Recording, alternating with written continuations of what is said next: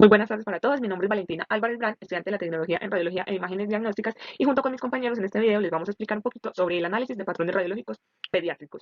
Entonces, a mí en este caso me toca explicar el diagnóstico diferencial en abuso infantil. ¿Qué es esto? Esto abarca un abordaje multidisciplinario entre medicina pediátrica, psicología, trabajo social, radiología e medicina legal. Debe estar basado en la correlación entre la historia clínica, los hallazgos radiológicos, los hallazgos físicos y realizar exámenes complementarios. Además, tenemos que tener muy en cuenta la coherencia del relato por parte de los padres y, más importante aún, por parte del menor. Entonces, el diagnóstico diferencial en el abuso infantil puede tener varios campos. Tenemos primeramente las lesiones físicas, que podemos encontrar hematomas, fracturas óseas, lesiones por mordedura o quemaduras. Es bastante importante que en este caso pues revisamos los antecedentes familiares en caso de hematomas por si hay una enfermedad, fracturas óseas si pueden ser osteogénicas imperfectas, raquitismo, lesiones por mordedura puede ser pues como por lesiones accidentales por jugar con otros niños o incluso de animales, y quemaduras pues sabemos que pueden ser dermatitis, que es una enfermedad muy común. Todo esto evaluando siempre el entorno del paciente. Tenemos también lesiones en órganos internos, como la hemorragia intracraneal, que puede también ser coagulopatías o traumas obstétricos mientras está la madre en el parto, y lesiones abdominales, que pueden ser posibles traumatismos por caídas en un parque, desde la cama, desde su misma altura, y caídas de tránsito, pues sabemos que pueden ir en un carro, en una moto y no aguantar el accidente. Entonces hay que evaluar la coherencia de la historia clínica con los hallazgos que vemos en la imagen y debemos verificar que las consecuencias del relato pues sean de acuerdo a la magnitud del tamaño de la lesión que pueda tener. Tenemos también las alteraciones psicológicas, que podemos encontrar ansiedad, retratamiento y pesadillas, y conducta sexual inadecuada. Pues los trastornos de ansiedad o por estrés postraumáticos no relacionados con abuso pueden estar relacionados con problemas familiares o en el entorno social que se mueva nuestro niño. Y con conducta sexual podemos también tener exposición a materia sexual sin ser un adolescente, ya sea abuso sexual o pornografía, videos sexuales, o simplemente curiosidad infantil de que empiezan a preguntar, ay, ¿qué es el sexo y cómo se tienen los bebés? Cositas así. Es muy importante en este caso realizar una entrevista psicológica y analizar el contexto familiar, es fundamental, además de evaluar rigurosamente la exposición ambiental en el que se mueve nuestro niño y el tipo de conducta que pueda tener en el momento. Tenemos también por aquí la negligencia o el abandono, que es desnutrición o crecimiento tardío o falta de higiene. Pueden ser enfermedades metabólicas o gastrointestinales crónicas que pueda tener nuestro niño con respecto a la desnutrición. Y la falta de higiene, pues no es un secreto que en Colombia, más que todo, suelen vivir en condiciones socioeconómicas bastante desfavorables, con poca educación sanitaria. Debemos evaluar muy bien la historia clínica, el acceso a servicios de salud y qué accesos tiene a una buena alimentación, y analizar con muchísimo tacto el contexto familiar y la disponibilidad de recursos sanitarios que pueda tener nuestro niño.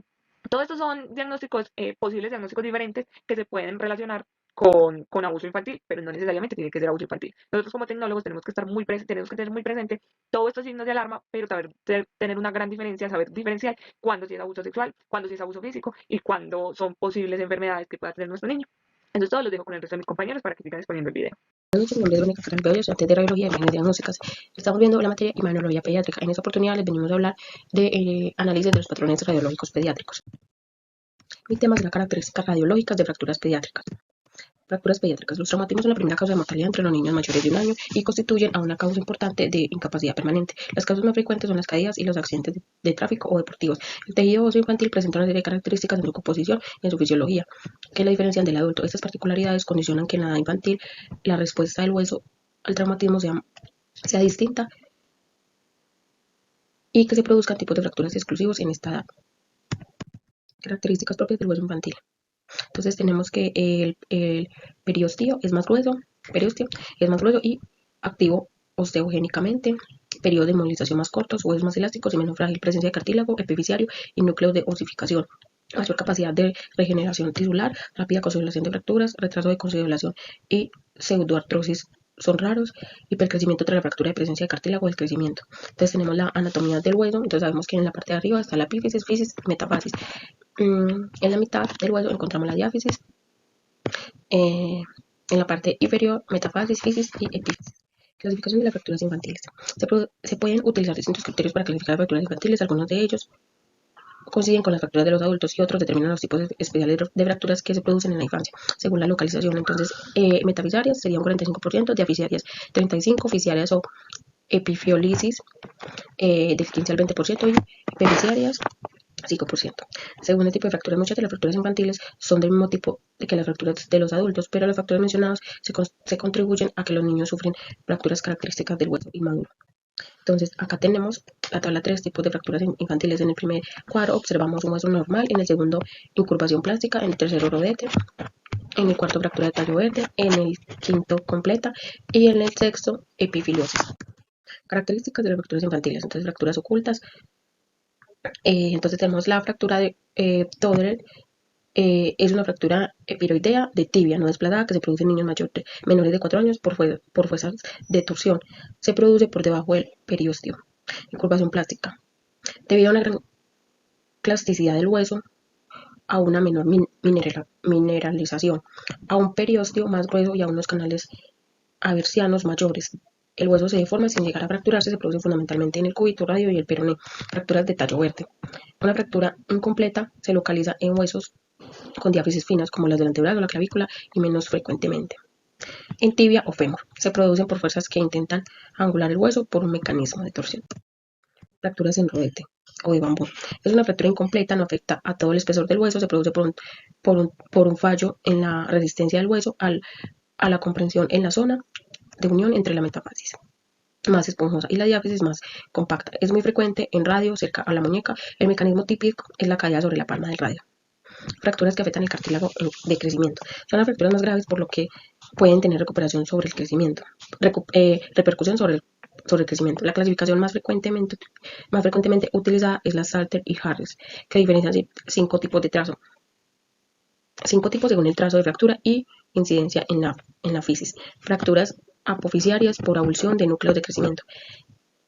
Estas fracturas se producen como consecuencia del arrancamiento de la apófisis, producido por tracción muscular o tendinosa. Suelen producirse en adolescentes deportistas debido a la tracción voluntaria o repetitiva de los músculos o tendones sobre la apófisis.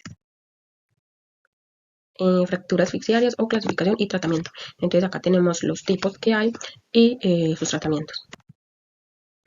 Acá podemos ver las imágenes.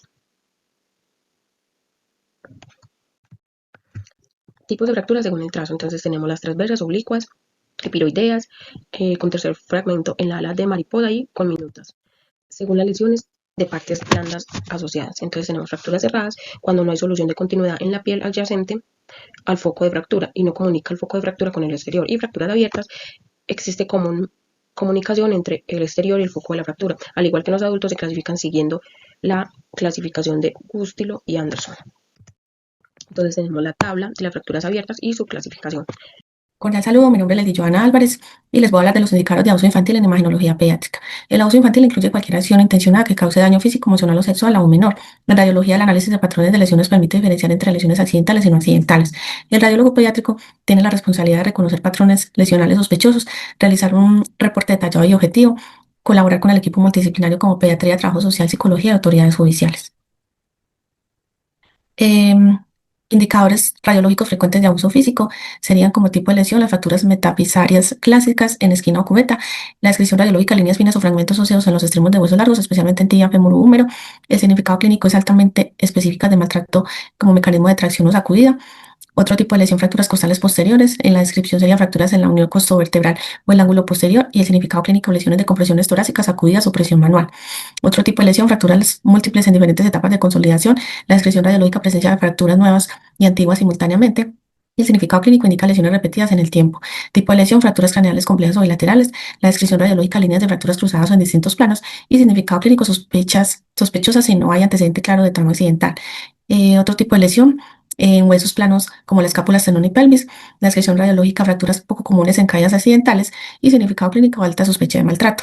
Y otro tipo de lesión, hemorragia subdural o retiniana, que estas se detectan en resonancia o tomografía y suelen asociarse al síndrome del bebé sacudido.